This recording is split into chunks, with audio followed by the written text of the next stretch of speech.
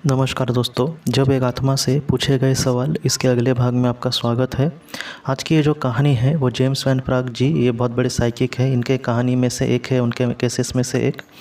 वो अपना एक सेशन करते थे और उसमें एक बड़े से हॉल में दोस्तों वैसे बैठते थे सामने, और उनके सामने कुछ ऐसे लोग ज़्यादातर आते थे जिन्होंने किसी अपने को खोया था, तो उनके आत्मा से बात करने के लिए वो उनके पास आते थे। और ये जिस भी आत्मा ने आकर जिनका नाम लिया है उनका नाम पुकारते, और उसके बाद वो इंसान जिनके वो रिलेटिव होते थे वो वहाँ पर आकर उनको संदेश देने की कोशिश करते थे। तो इस तरीके से वो काम करते थे जेम्स वैन प्राग जी। आज उनके सामने दोस्तों एक लड़की की आत्मा आई थी जब वो स्टेज पर बैठे थे, और उस लड़की ने अपना नाम बताया था करेन, और उसने ये कहा कि फैंकी को यहाँ पर बुलाइए। जेम्स वैन प्राग जी ने फैंकी का जब नाम लिया तो वो कहने लगे कि एकदम लास्ट रो में एक लड़का और एक लड़की उठी। वो जो लड़का था वो तकरीबन 28-29 साल का था, और उसकी साथ जो लड़की थी वो उसकी बहन थी। वो दोनों स्टेज के सामने आ गए दोस्तों जेम्स वैन प्राग जी के यहाँ पर। और वो जब आ रहे थे तब करेन ने एक ऊर्जा से दोस्तों, एक पंखुड़ियाँ होती है जैसे फूलों की, तो वैसी फूलों की जो पंखुड़ियाँ थी वो बिखेर दी उसके सामने। मतलब उसके मन में कितना प्यार था, देखिए आप। मतलब ये आत्मा की ऊर्जा जिस तरीके से होती है उस तरीके से वो कुछ भी बनाते हैं, और वो उसने फैंकी पर डाली। ये जो बात है वो हम जैसे नॉर्मल इंसान को नहीं दिख सकती, लेकिन एक साइकिक अगर अच्छा हो तो वो इन सारी चीज़ों को अच्छे से देख सकता है। तो ये बात कही है जेम्स वैन प्राग जी ने। बाद में जब फ्रैंकी जेम्स वैन प्राग जी के यहाँ पर आया तब उसने ये कहा कि जो करेन है जिसने उसका नाम पुकारा था, तो ये जो करेन है उसके साथ उसकी शादी होने वाली थी लेकिन हो ना सकी। वो दोनों एक दूसरे से बहुत प्यार करते थे, और एक दिन अचानक वो इस दुनिया से चली गई थी। और इसके बाद करेन ये कहती है कि आज जाने के बाद भी वो हमेशा उसके साथ है, वो हमेशा उसको देखती है, उसके जो विचार है वो भी उस तक ज़रूर पहुंचते हैं, तो तुम ज़रा भी चिंता मत करना। ये सबसे पहले संदेश थे जो करेन ने दिए थे फ्रैंकी को। इसके बाद करेन ने ये कहा कि उसने एक जगह का नाम लिया, उस जगह का नाम है मुंशा।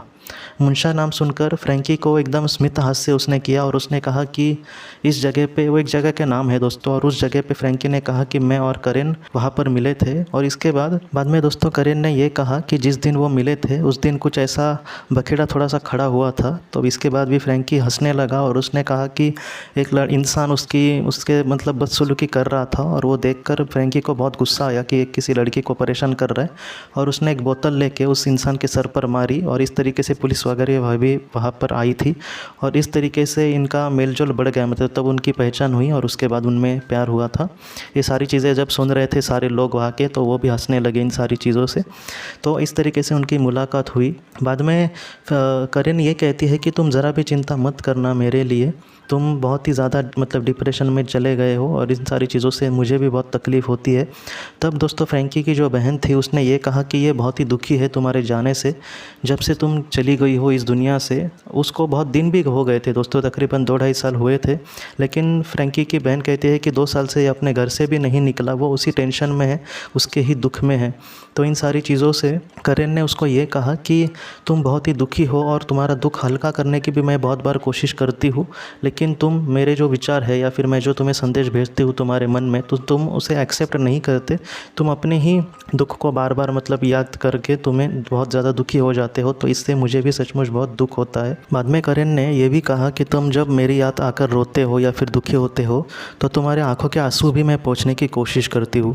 ये जो बात है दोस्तों सच में बहुत मतलब महत्वपूर्ण है, इसके ऊपर मैं बाद में चर्चा करूँगा इस कहानी को बताने के बाद।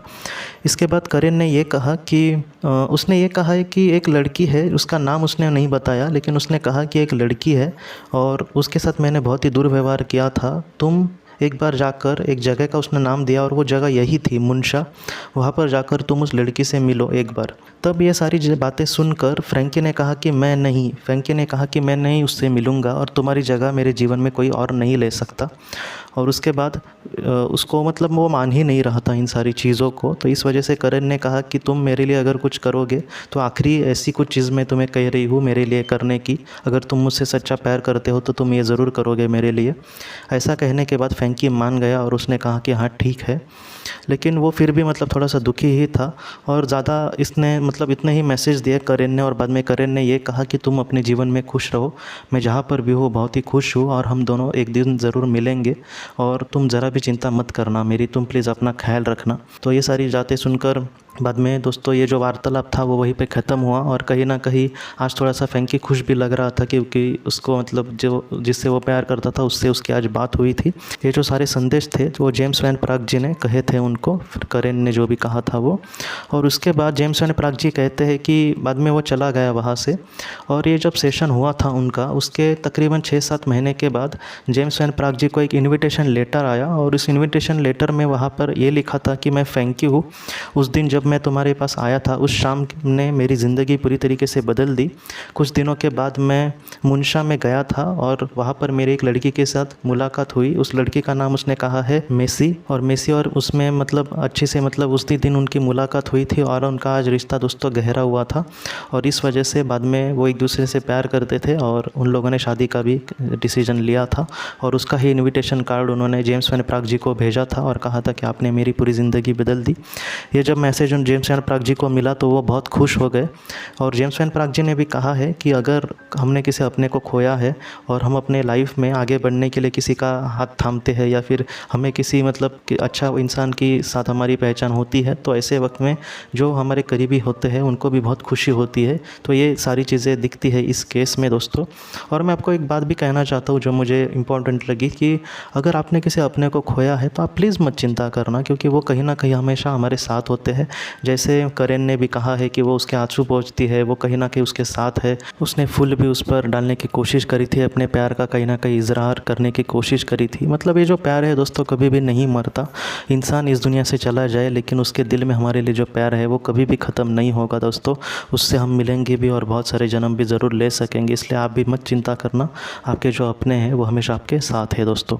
तो दोस्तों हम अपनी अगली वीडियो में किसी नए विषय को लेकर मिलेंगे, तब तक आप अपना और अपने परिवार का ख्याल रखना।